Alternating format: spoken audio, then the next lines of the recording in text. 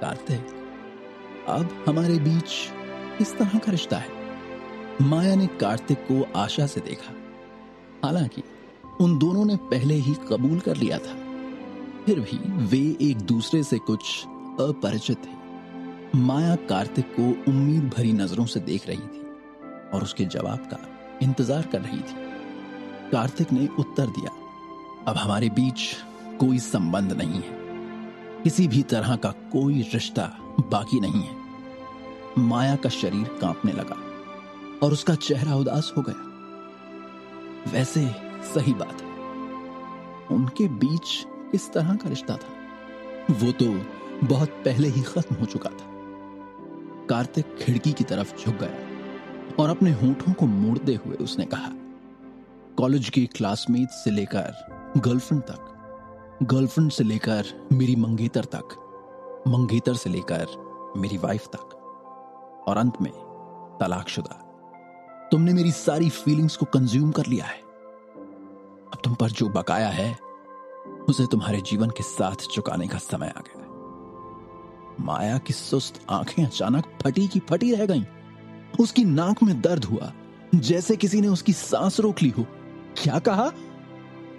मैंने कहा, मेरे लिए, मुझे पाने के लिए तुम्हें अपने पूरे जीवन का उपयोग करना होगा। पिछली बार मैं था जिसने तुम्हारा पीछा किया था, इस बार वो तुम होगी जो मेरा पीछा करेगी। मैं वादा करता हूं कि तुम एफर्ट्स करती जाओगी तो मैं तुम्हें खुद तक पहुंचने का मौका जरूर दूंगा। उसने माया की नाक पर चुटकी ली और चुपचाप कहा, मुझे कल एक कार खरीदनी है। बिना कार के ट्रैवल करना बहुत ही इनकन्वीनियंट है। कल मुझे आकर पिक कर लेना और नई कार खरीदने ले चलना, और हाँ, लेट मत होना। इतना कहकर वो मुड़ा और हवेली नंबर 1 के अंदर चला गया। माया अभी भी वहीं स्तब्ध खड़ी थी और काफी टाइम के बाद उसने प्रतिक्रिया दी। उसके गाल लाल थे। सीरियसली? तुम इतने बेशर्म हो गए हो? तुमने मुझे अपने पीछे पीछे भगाया। मैं तुम्हें ढूंढती रही, इतनी परेशान हुई। क्या तुम्हें लगता है कि मुझे सच में तुम्हारी परवाह है? सीरियसली? उसने अपने दिल में प्रसन्नता महसूस करते हुए कई बार नाक को ऊंचा किया, जो उसकी हमेशा की आदत थी। क्योंकि तुम चाहते हो कि मैं तुम्हारे पीछे पीछे आऊं, तो तैयारी करनी पड़ेगी, और वो भी तगड़ी तैयारी। तुम्हें शायद अंदाजा भी नहीं कि मेरे हमले बहुत शक्तिशाली होते हैं। तुम बस अब देखते जाओ कार्तिक को कैसे हराना है। इसकी योजना बनाते हुए माया उत्साहित हो गई और मार्वल गार्डन से निकल गई। अगले दिन कार्तिक पूरी रात से कल्टीवेशन कर रहा था और उसकी एनर्जी अपनी चरम स्थिति में पहुंच गई थी। जैसे ही उसने अपनी आंखें खोली, उसकी आंखों में एक रोशनी चमक उठी। उसकी आत्मा, ऊर्जा और शक्ति पूरी तरह से बदल गई थी। कार्तिक ने अपने कंधों को थोड़ा बढ़ाया। उसे लगा उसके शरीर में कुछ तो अलग है। उसके शरीर से सुनहरी एनर्जी का निशान निकला। ये उसकी नरसिम्हा ब्लड लाइन थी। उसके पास 2 प्रकार की रक्त रेखा थी। दूसरी ब्लड लाइन कार्तिक के मजबूत होने के बाद ही सुधार के संकेत दिखा सकती है। विला के बाहर से अचानक दस्तक की तेज आवाज आई। कार्तिक बिस्तर से उठा और उसने जाकर दरवाजा खोला और उसने अपने सामने दरवाजे पर माया को थर्मस पकड़े हुए खड़े देखा। Good morning. माया धीरे से मुस्कुराई। मॉर्निंग। तुम इतनी जल्दी क्यों आ गई? कार्तिक ने पूछा। उसने माया को आज कार खरीदने के लिए उसे लेने आने के लिए कहा था, लेकिन इतनी जल्दी आने की कोई जरूरत नहीं थी। बेशक जरूरत नहीं थी, लेकिन ये तुम्हारे लिए नाश्ता भी तो लाना था। चलो आओ, काम, जल्दी से गर्मा गर्म नाश्ता खा लो, वरना ठंडा हो जाएगा। बिल्कुल तुम्हारी तरह। माया ने कार्तिक को बैठने के लिए खींच लिया और नाश्ते को उसके सामने फटाफट प्लेट में लगा दिया, और फिर उसने ध्यान से कार्तिक को देखते हुए खाना शुरू करने का इशारा किया। कार्तिक ने अपने सामने नाश्ते की प्लेट में इतने सारे खाने को देखा और कड़वी मुस्कान के साथ कहा, ये तो बहुत ज्यादा है, मैं इसे खत्म नहीं कर सकता। कोई बात नहीं, मैं यहीं पर हूं। मैं इस नाश्ते को खत्म करने में तुम्हारा पूरा साथ दूंगी। तुम शुरू तो करो। माया ने अपनी छाती थपथपाई और वो भी कार्तिक के साथ खाने लगी। उसने इतना नाश्ता सिर्फ कार्तिक के साथ खाने के लिए बनाया था। पहले कॉलेज में कार्तिक हर सुबह उसके लिए नाश्ता लाता था। इस बार वो माया थी जो हर रोज कार्तिक के लिए नाश्ता तैयार करेगी। वो एक सुंदरी सुबह कार्तिक को नाश्ता देने आई थी। उसे जीतना बहुत आसान होना चाहिए, माया ने सोचा। माया के मुस्कुराते हुए चेहरे को देखकर कार्तिक भी मुस्कुरा दिया। वो उठा और उसने अपने कपड़े बदले, फिर अपने दांत ब्रश किए और अपना चेहरा धोया और फिर से नाश्ता करने के लिए बैठ गया। कार्तिक, मेरे पास एक अनाउंसमेंट है। मैं आपसे तुम्हारी डेली मील्स के लिए जिम्मेदार होंगी और मैं तुम्हारी डेली लाइफ के लिए भी जिम्मेदार रहूंगी। माया ने कार्तिक को बड़ी दिलचस्पी से देखा। क्योंकि वो उस पर हमला करना चाहती थी, इसलिए वो उसके साथ रहना चाहती थी। माया बेशर्म होने को तैयार थी।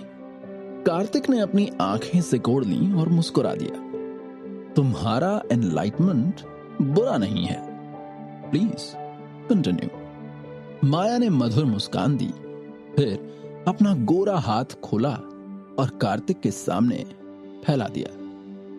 तो मुझे मैंशन नंबर 1 की चाबी दे दो। माया का लक्ष्य बहुत सरल था और वो ये था कि हर समय पहले की तरह कार्तिक के साथ रहना और उसकी और भी अधिक सावधानी से देखभाल करना। ओह, तो मैं ये समझूं कि क्या तुम इस जगह की मालकिन बनना चाहती हो? क्या कोई और है जो इस पद को ग्रहण कर सकता है? माया ने मुस्कुराते हुए कहा। कार्तिक माया के जवाब के बारे में थोड़ा असहाय महसूस कर रहा था। उसने सचमुच उसे खा लिया था। उनके पुनर्जन्म के बाद उसकी सबसे बड़ी इच्छा माया थी। अपने पिछले जीवन के कुछ संघर्षों को हल करने के बाद उसने माया को अब और दोष देना बंद कर दिया था। उसके लिए यह सिर्फ एक छोटा सा मजाक था। कार्तिक ने तुरंत चाबी नहीं दी, लेकिन अपना मुंह खोल दिया। माया ने उस पर अपनी आंखें घुमाई, फिर एक छोटा सा सैंडविच का पीस काटा और अपने हाथों से कार्तिक को खिलाया। कार्तिक ने अपनी आंखों को थोड़ा सिकोड़ लिया। बहुत मजा आ रहा था। ये स्वादिष्ट है ना? माया प्यारी सी मुस्कान के साथ मुस्कुराई। कार्तिक ने कहा, यह देखकर कि तुम ईमानदार हो, मैं तुम्हें यहां की चाबी दे दूंगा। मैं थोड़ी देर रुकूंगा और मैं हवेली नंबर 1 में अपनी डेली लाइफ तुम्हारी जिम्मेदारी पर छोड़ता हूं। कार्तिक ने माया को चाबी सौंप दी। माया ने चाबी को संजोया और अपने पास रख ली। चलो चलो, अब जल्दी खाओ, फटाफट नाश्ता खत्म करो, फिर हमें तुम्हारे लिए नई कार खरीदने के लिए भी तो जाना है। उन दोनों ने नाश्ता किया और खत्म करने के बाद माया कार्तिक को कार खरीदने के लिए शोरूम पर ले आई। हालांकि जैसे ही वे शोरूम में दाखिल हुए, कार्तिक ने मुंह फेर लिया। उसने देखा कि कुछ ही दूरी पर चौराहे पर एक काले रंग का ऑफ रोड वाहन खड़ा है और तभी उसे एहसास हुआ कि वो वाहन पूरे रास्ते उसका पीछा कर रहा था। कार्तिक, क्या बात है? माया ने कार्तिक की गंभीर अभिव्यक्ति देखी और धीरे से पूछा। कार्तिक ने एक मुस्कान के साथ सिर हिलाया और कहा, कुछ नहीं, जाओ और कोई भी एक कार खरीद लो जो तुम्हें पसंद हो। बहुत जल्दी कार्तिक ने अज्ञात BMW 7 सीरीज खरीद ली। वर्तमान कार्तिक के लिए यह सिर्फ केक का एक टुकड़ा था। प्रक्रियाओं को पूरा करने के बाद कार्तिक ने कहा, मिकी, तुम घर वापस जा सकती हो। मुझे कुछ मामलों में ध्यान देना है। ऐसे कैसे? कौन से मामले आ गए अचानक? कार्तिक ने कहा, मैंने कल तुमसे कहा था ना कि वो लोग मुझे ढूंढते हुए आएंगे। माया के हाव भाव थोड़े बदल गए। लायन ग्रुप के लोग उसे ढूंढते हुए वहां पहुंच गए थे। उसने घबराकर कार्तिक का हाथ पकड़ा और कहा, क्या ये ठीक रहेगा? कार्तिक ने माया के हाथ की पीठ थपथपाई और कहा, चिंता मत कर, मैं दोपहर से पहले वापस आ जाऊंगा। माया ने फिर कार्तिक का हाथ छोड़ दिया। माया और कार्तिक के अलग होने के बाद कार्तिक अपनी नई खरीदी हुई कार को अकेले ही शहर के पास एक झील पर ले आया। आमतौर पर यहाँ बहुत कम लोग आते थे, इसलिए अगर कुछ हुआ भी तो किसी को तुरंत ऐसे कुछ पता नहीं चलेगा। ब्लैक ऑफ रोड वाहन कार्तिक से ज्यादा दूर पार्क नहीं किया गया था। प्रताप और हितेन जो कार में थे, उन दोनों ने कार्तिक को झील के किनारे खड़े देखा और उन्हें पता चला कि कार्तिक ने उन्हें ढूंढ लिया है। चलो चलते हैं और उससे मिलते हैं। प्रताप पहले वाहन से उतरा और कार्तिक की ओर चल पड़ा। हितेन थोड़ा घबराया हुआ था, लेकिन फिर भी वो कार से उतरा और प्रताप के पीछे पीछे चल पड़ा। तुम दोनों को यहां तक मेरा पीछा करके आने में बहुत परेशानी हुई है। कार्तिक की पीठ प्रताप और हितेन की ओर थी। उसने अपने सामने झील की ओर देखा और सपाट स्वर में कहा, क्योंकि मिस्टर मेहरा पहले ही हमें ढूंढ चुके हैं, तो उन्होंने शुरू से ही हमें क्यों नहीं हिलाया। प्रताप कार्तिक की तरफ चला गया और उसकी तरफ देखने लगा। उसने कार्तिक को दूर से देखा और पाया कि इस युवक का स्वभाव विशेष था। कार्तिक ने अपना सिर घुमाया और कहा, पुणे सिटी लायन ग्रुप के ग्रुप लीडर प्रताप जाधव। सही पहचाना ना मैंने?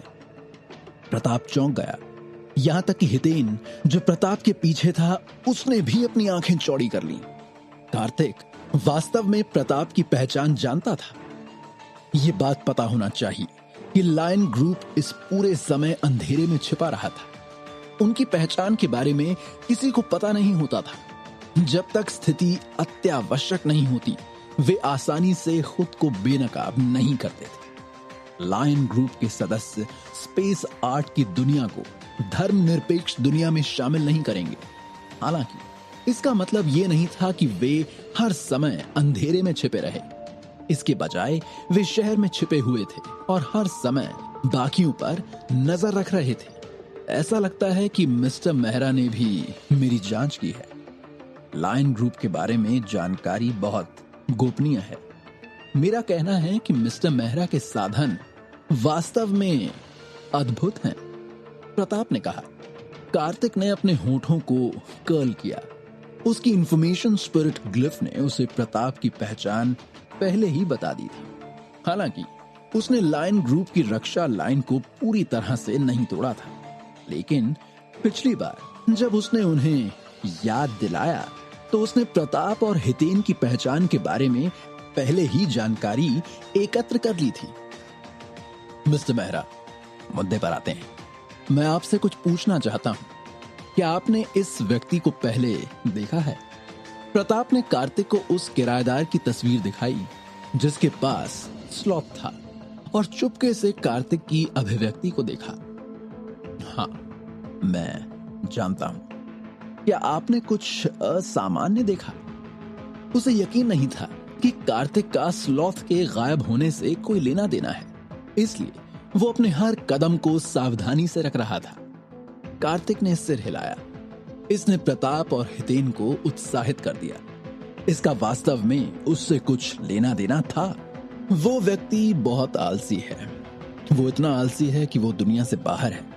अगर मैंने उसका घर साफ नहीं किया होता तो मुझे डर है कि वो उस कूड़े के ढेर में मर जाता। कार्तिक ने लापरवाही से कहा, हम इस बारे में नहीं बल्कि अन्य असामान्यताओं के बारे में बात कर रहे हैं। हितेन ने कार्तिक की ओर देखा, ये सोचकर कि वो उससे बहस करने की कोशिश कर रहा है। कार्तिक ने मासूमियत से कहा, आपने क्या असामान्यताएं बताई? मुझे समझ नहीं आ रहा है। हितेन दुखी था। कार्तिक उस सुस्ती के लापता होने का सबसे बड़ा सस्पेक्ट था। उसने वास्तव में यहां निर्दोष होने का नाटक किया था। 7 बड़े अपराधों की ऊर्जा तरंगों ने आपस के लोगों को प्रभावित किया। कार्तिक अंदर जाने के बाद भी प्रभावित नहीं हुआ था। ये सही नहीं था। किसी को नहीं पता था कि अगर किसी बाहरी व्यक्ति को स्लॉथ क्रिस्टल मिल जाए तो क्या होगा। लायन ग्रुप इन सभी छिपे हुए खतरों को अंकुरित होने से रोकना चाहता था। कार्तिक ने इससे इनकार किया। वो स्वाभाविक रूप से जानता था कि वे स्लॉथ क्रिस्टल की तलाश में थे। हालांकि वो वही था जो उसने प्राप्त किया था। इतनी आसानी से दूसरों को देना उनकी शैली नहीं थी। इसके अलावा स्लॉथ क्रिस्टल को उसके साथ छोड़ना सुरक्षित भी नहीं था। मिस्टर मेहरा, क्योंकि आप मुझे जानते हैं, आपको हमारे लायन ग्रुप की शक्ति को समझना चाहिए। मुझे आशा है कि आप कुछ ऐसा नहीं लेंगे जो आपको नहीं लेना चाहिए, और कुछ भी ऐसा नहीं करेंगे जो आपको नहीं करना चाहिए, वरना यह आपको अनावश्यक परेशानी में डाल सकता है। लेकिन मैं वास्तव में नहीं जानता कि आप किस बारे में बात कर रहे हैं। आपको मेरे बजाय उस किराएदार से पूछना चाहिए। कार्तिक ने फिर भी इनकार किया। अगर ऐसा ही है और आप बार बार कुछ भी बताने से मना करते रहेंगे, तो फिर इस मामले में मिस्टर मेहरा, मुझे असभ्य होने के लिए दोष ना दें। टकराना। प्रताप ने अपना हाथ उठाया। उसकी हथेली एक पंजे में बदल गई और आध्यात्मिक ऊर्जा पंजे पर बहने लगी। क्या कार्तिक प्रताप और हितेन के हमले से बच पाएगा? क्या वो उन्हें वो स्लॉथ क्रिस्टल दे देगा, या फिर उनका भी वही हाल करेगा जो उसने आलसी दानव का किया था?